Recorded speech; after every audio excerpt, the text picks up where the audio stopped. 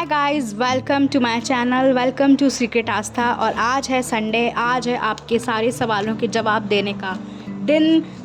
शुरू करते हैं पहले सवाल से। पहला सवाल है, दीदी लेट गो कब करना है और लेट गो कैसे करना है? तो लेट गो आपको तब करना है जब आपने यूनिवर्स से कोई विश मांग ली है, तो अब टाइम है उसको लेट गो कहने का।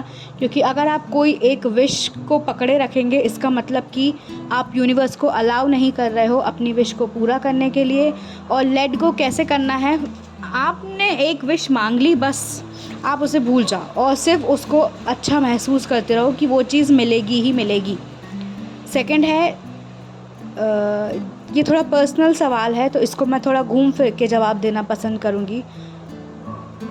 सवाल है, जैसे कि अगर आप एक रिलेशनशिप में हैं और आपके पार्टनर की जो फैमिली है वो नहीं मान रही है, चाहे मदर हो गई या फादर हो गए या फिर उनकी पूरी फैमिली नहीं मान रही है, तो आप सबसे पहले तो अपने पार्टनर से कंफर्म करें कि क्या वाकई में वो आपसे शादी चाहता है। बिकॉज शादी हंसी खेल नहीं है, एक बहुत ही प्योर बंधन है शादी। पहले आप अपने पार्टनर से कंफर्म करें कि क्या वो आपसे शादी चाहता है, क्या वो आपके लिए सीरियस है।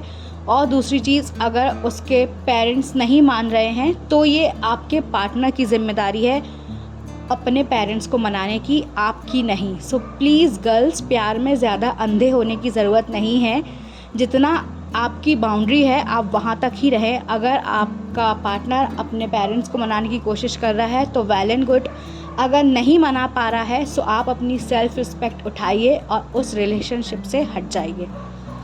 थर्ड सवाल है, ड्रीम पार्टनर के लिए अफर्मेशन। ऑलरेडी मैंने ड्रीम पार्टनर के लिए एक वीडियो बना लिया है, नहीं उसमें पूरी डिटेल है कि आपको किस तरीके से करना है।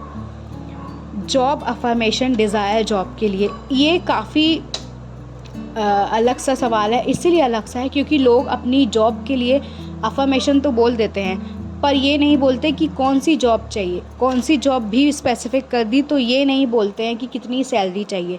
प्लीज़ यूनिवर्स को क्लियर करें कि आपको इस कंपनी में जॉब चाहिए है और आपका इतना सैलरी पैकेज होना चाहिए और आप उस जॉब में खुश होने चाहिए। फिर है what is ho'oponopono prayer. Ho'oponopono के ऊपर एक वीडियो बनाइए।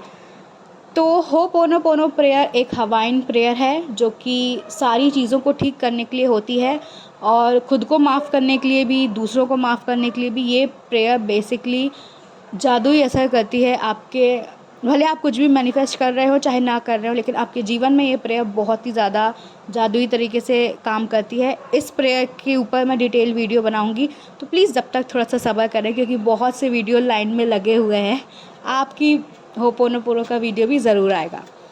फिर है, अगर हम डायरी में नहीं लिखना चाहते तो क्या करें फॉर प्राइवेसी।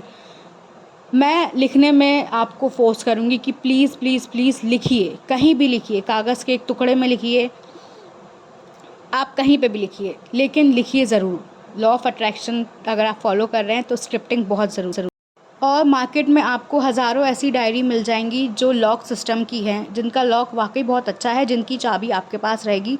आप वो लॉक वाली डायरी लाके उसमें अपनी सारी अफर्मेशंस लिख सकते हैं, स्क्रिप्टिंग कर सकते हैं, जो भी आप जैसी भी लाइफ चाहते हैं वैसा लिख सकते हैं। अगर आपको प्राइवेसी चाहिए है तो फिर एक ही उपाय है कि आप लॉक वाली डायरी लाइए। अब मुझे कुछ डीएम आ रहे हैं तो उनके आंसर मैं दे रही हूँ। डीएम है, एग्ज़ाम क्लियर करने के लिए बच्चे को किस तरीके से अफर्मेशन बोली जाए।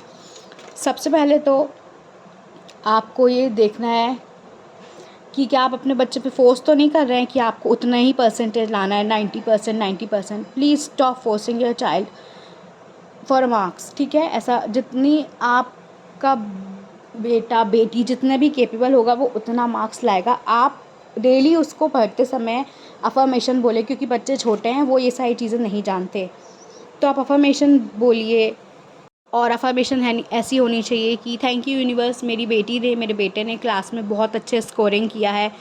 और आप अगर मार्क्स बोलना चाहें तो थैंक यू यूनिवर्स, मेरे बेटे ने 70% मार्क्स स्कोरिंग किया है और मैं बहुत खुश हूँ। Thank you thank you thank you so much universe. बस इसके आगे कोई भी कुछ भी बोलने की ज़रूरत नहीं है। सेकंड है, डीएम के बारे में बात कर रही हूँ कि क्या मैनिफेस्ट बहुत सारी विशेस एक टाइम पे मैनिफेस्ट हो तो सकती है, बट क्या आप बहुत सारी विशेस में फ़ोकस कर पाएंगे? नहीं। तो इसलिए आप अपनी विशेस के लिए एक विश चुनिए, उस पे फ़ोकस करिए, फिर वो पूरी हो जाएगी, देन आप नेक्स्ट विश पे कंसंट्रेट कीजिए। अब एक और क्वेश्चन है रिलेटेड टू रिलेशनशिप।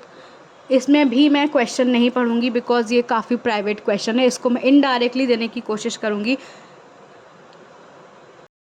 अगर आप एक रिलेशनशिप में हैं और अगर आपके रिलेशनशिप में कास्ट सिस्टम आ रहा है, मींस फैमिली नहीं मान रही है बिकॉज ऑफ कास्ट इशू, तो फिर आप दोनों खुद ही पर्सनल बैठ के डिसाइड कीजिए कि आप दोनों को अपनी फैमिली को कैसे एग्री करना है। और अगर यूनिवर्स से आप गाइडेंस ले सकते हैं कि यूनिवर्स, क्या ये रिलेशनशिप हम दोनों के लिए बेस्ट है? अगर हम दोनों के लिए बेस्ट है तो प्लीज़ मुझे कोई रास्ता दिखाइए, तो यूनिवर्स आपको गाइड करेगा। अदरवाइज़ अगर कोई भी चीज़ आप गलत चीज़ यूनिवर्स से मांगेंगे तो वो आपको दे तो देगा, लेकिन फिर आप यूनिवर्स को ब्लेम नहीं कर सकते। इसलिए प्लीज़ सोच समझ के कोई भी चीज़ उठाइए, स्पेशली इन रिलेशनशिप।